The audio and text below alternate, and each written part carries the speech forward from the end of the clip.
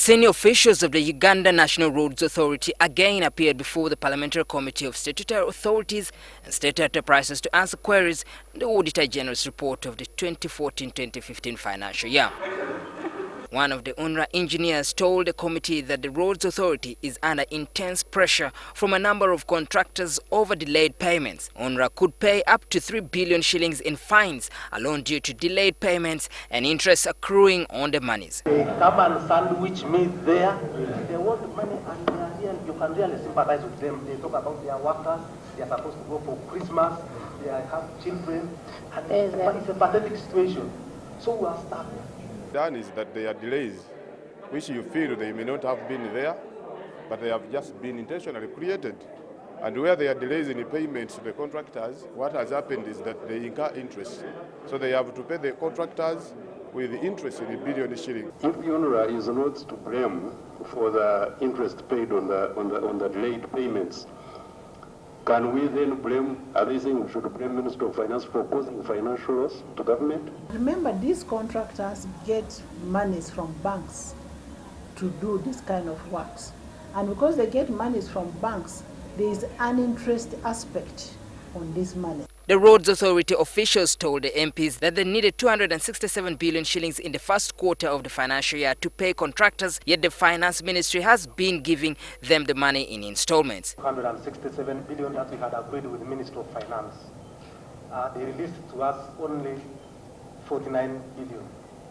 So, quarter one, we had a deficit of about 30 billion, and we paid the certificates, and some certificates remained unpaid. The stalled works on the Fort Porto Kamwenga Road that received funds worth 118 billion shillings from the World Bank was also a contentious issue before the committee. The Auditor General blamed UNRA for the cancellation of the contract. The funding was cancelled and it changed to Uganda government. The funding therefore on that road at this time is on Uganda government. The delays were on UNRA. And UNRA is claiming that the delays were because of limited manpower. They did not have enough staff.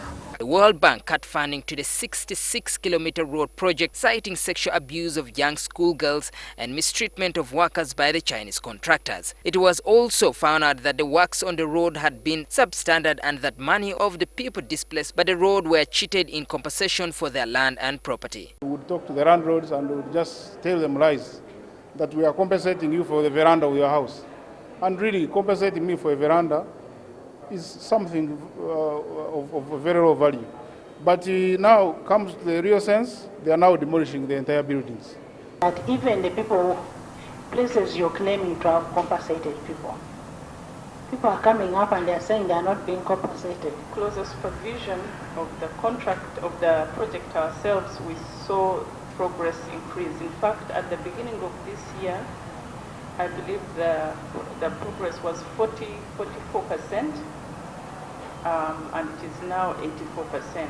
But that has that is a result of improved supervision. On the Mpigi Kanoni Road project undertaken by Inago Project, the Auditor General also found that there was shoddy work and Roads Authority was blamed for delaying to procure a consultant.